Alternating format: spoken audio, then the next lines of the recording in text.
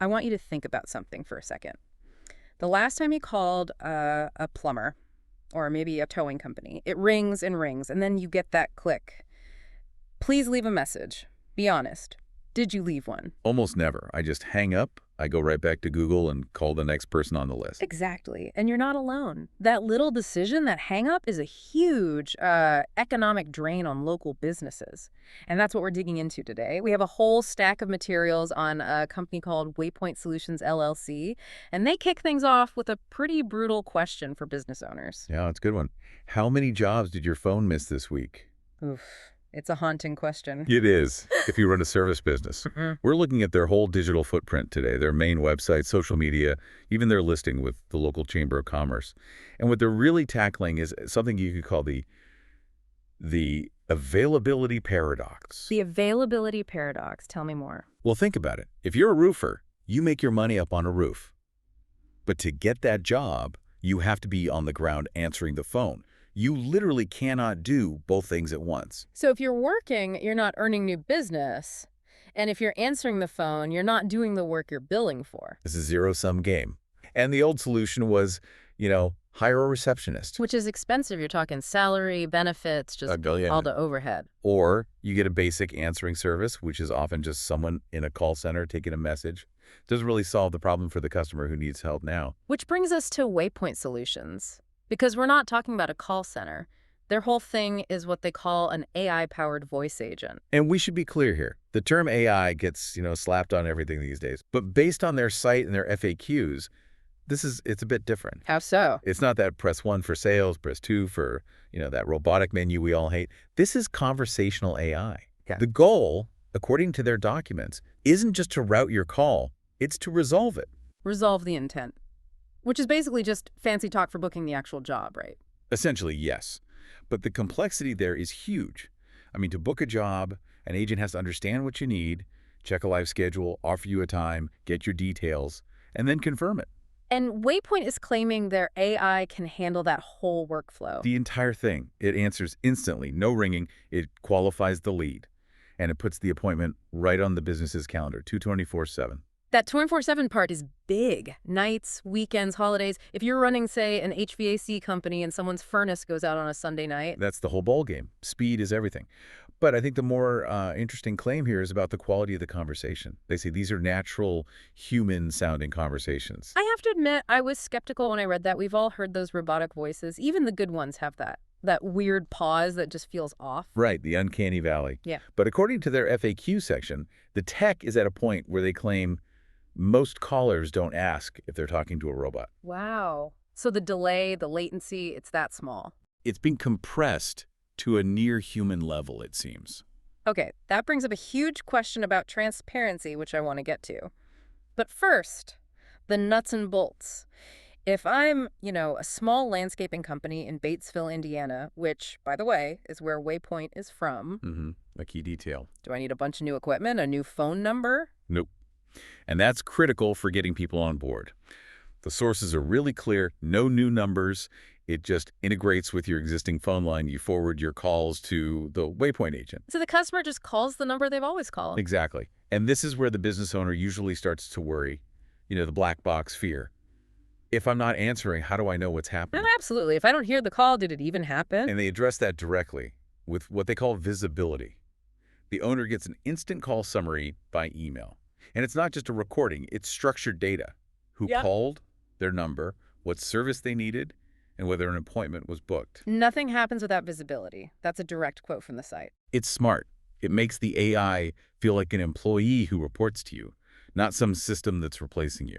Okay, let's talk about the business model, because this felt like a real shift. Normally, software is a monthly fee. You pay it whether you use it or not. Or you pay a receptionist the salary, regardless of whether the phone rings once or 100 times. Right. Waypoint does it differently. They do. They flip it from a fixed cost to a performance-based one. There's a one-time setup fee and a small monthly management fee, but the main cost is per qualified lead. And I circled that phrase, qualified lead, because in sales, that can mean anything. A telemarketer calls. Is that a lead? And that's where their documentation gets really specific, and it's actually very fair to the business owner. How do they define it? Well, they define it more by what it isn't. Spam calls do not count. Wrong numbers don't count. And non-buyers don't count either. Wait, what's a non-buyer? Someone without a legitimate service need. So if someone calls your plumbing company trying to sell you insurance, the AI is smart enough to filter that out. You don't pay for that call. That is massive. I mean, small business owners will tell you half their calls are just junk. It's an attention tax they pay all day long. Every time that phone rings, they have to stop what they're doing. Waypoint is basically selling a filter. They're saying, we'll handle all the noise.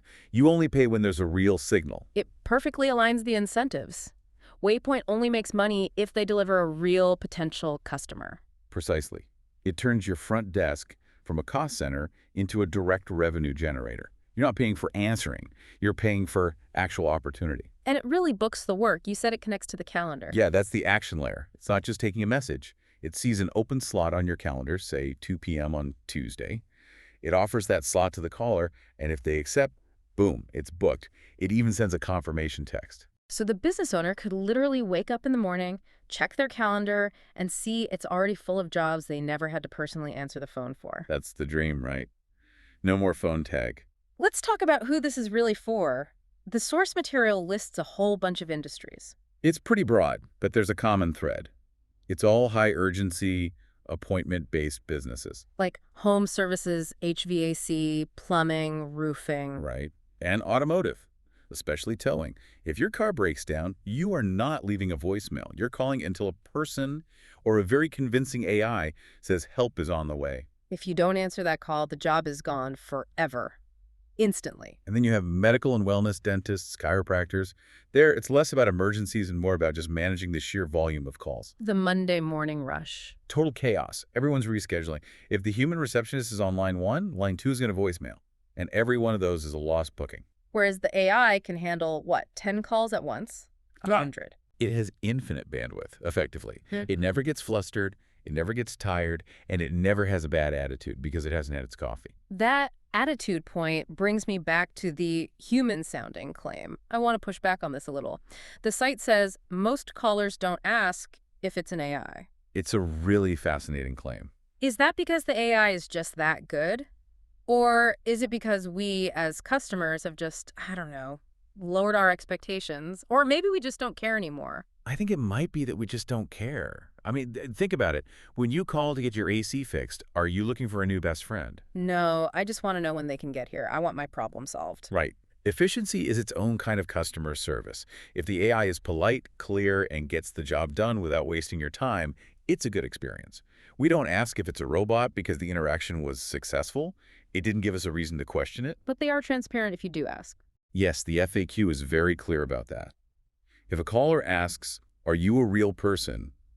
the assistant is programmed to be transparent and professional and admit that it's an AI. Which, ironically, probably builds more trust than if it tried to lie. Oh, absolutely. If you caught it in a lie, you'd hang up and never call that business again. Speaking of trust, I want to go back to the location.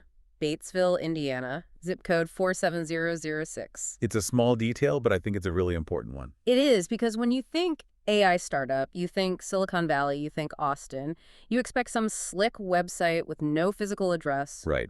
Abstract and faceless. But Waypoint lists their address.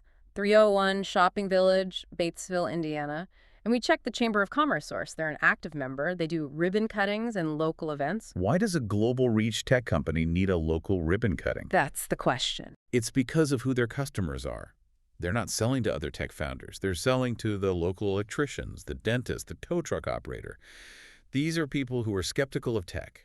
They get 100 spam emails a day promising to 10x their business. So having a physical address and being in the Chamber of Commerce is a signal. It's a huge signal of trust. It says, we're a real business. We're part of this community. If something goes wrong, you know exactly where to find us. It grounds the technology. It makes AI feel less like some scary sci-fi concept and more like a practical tool, like a new wrench or better piece of software. It's less change the world and more stop missing phone calls.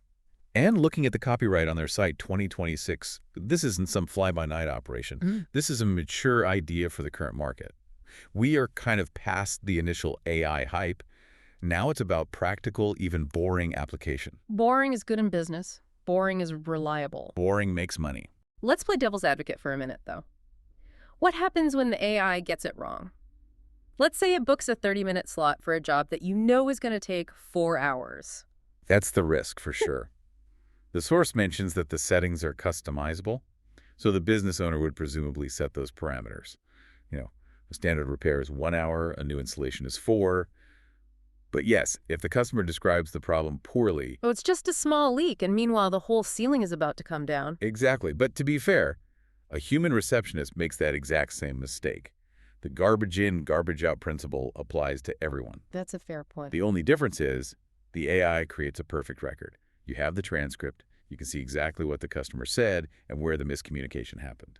So as we're wrapping up here, it really feels like this is a tipping point. We've got a company in small town Indiana using very advanced AI to essentially become the front desk for Main Street America. It feels like the moment AI stops being a toy and starts being infrastructure.